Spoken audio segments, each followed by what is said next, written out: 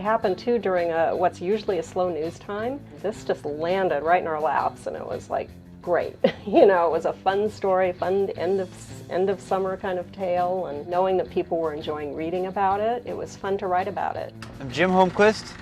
I'm 19. I'm a Southern California kid who jumped on the Reggie bandwagon back last summer. I wrote a song about him. The Reggie story is one of the most original and crazy things that have happened to my part of Southern California.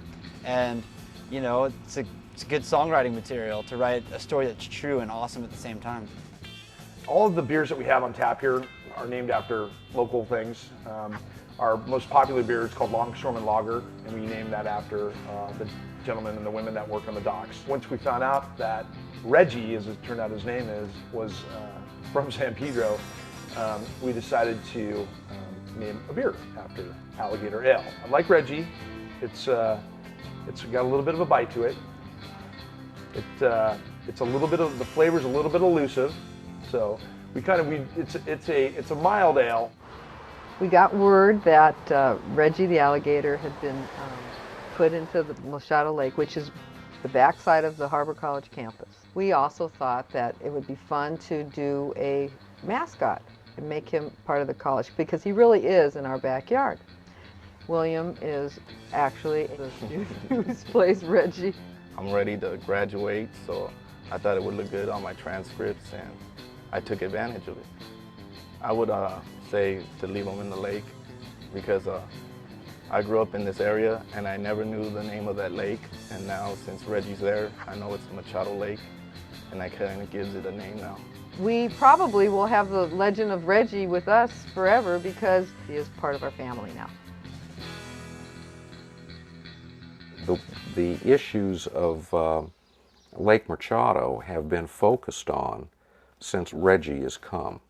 Pursuit of Reggie has shown that the water quality is not good, that trash has accumulated in the lake. I think we're going to get more resources toward that park, and I think at the end it will be a cleaner, healthier, safer place for the public to come.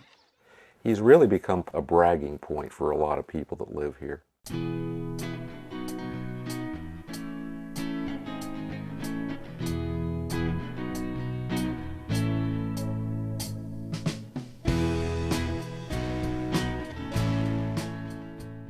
The rumor is that Steve Irwin, the great Steve Irwin, is going to come to Harbor City. He again contacted us after he heard about it, all the way in Australia, and he talks about his traps and his equipment, and that's what makes him different, because I said, gee, Steve, we've had Tim, we've had Jay, we've had T-Bone, we've had the zoo. What makes you special?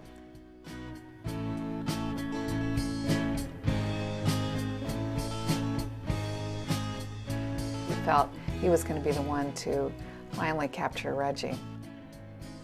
I'd just leave him there. I mean, I can't imagine that he's going to harm anybody. They don't like being around people. They're very weary of people. So far, it's been over $150,000 that we have spent really protecting the public, having lifeguards out there, having, you know, senior recreation and parks officials out there, animal control. Animal services in the city of Los Angeles have been out there. At one point we had a full-time veterinarian on call. So save the resources, they could be better spent.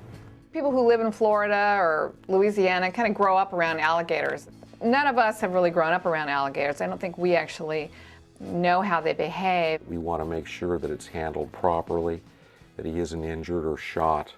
According to most of the alligator experts, Reggie goes into sort of a semi-hibernation during the winter months. So when it becomes spring and the weather warms up, it'll be a perfect opportunity to catch him, because he will have spent all winter not eating, and he'll be hungry, he'll be more active, and he'll probably be more brave in terms of coming closer to the shore looking for food.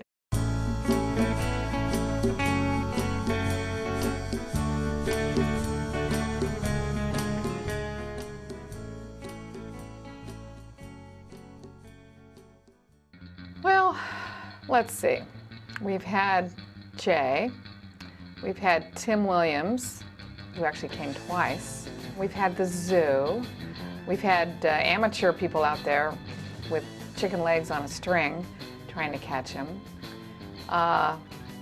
Honestly, I think my money's on Reggie. We've got to recognize that he is a danger to the park. We've got to recognize that he can't live in our park. They're going to have to do something about it, and I'm sure they will. But in the meantime, Reggie rules as far as we're concerned.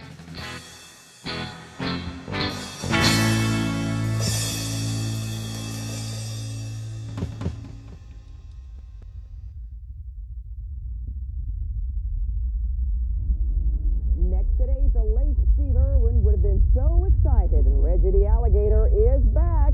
And experts fear he's hungry. After 18 months of hiding out in an urban lake, the elusive alligator has been spotted again and again. After he dropped out of sight, authorities speculated he may have died or traveled to a nearby flood channel, but that's not the case at all. And when we come back, what's a 7-foot alligator doing in the City of Angels?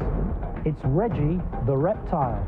Reggie's 2-year term as the reigning reptile here at the lake ended when they captured him. Reggie was spotted sunning himself on the shore, and he was captured by a group of LA firefighters, a park ranger, and an LA Zoo employee. He had his jaws open for a moment, but the first thing we tried to do is get the jaws closed and secured. Reggie is now at the LA Zoo, but it will be months before you will be able to see him there. Councilmember Janice Hahn did tell us at that news conference a short time ago that Reggie is in a pretty good mood. Apparently we didn't need all those professional gator wranglers from Louisiana and Florida. They both failed trying to catch Reggie, to corral him up. All we needed were some firefighters, some park rangers, leather gloves, duct tape, and a little muscle.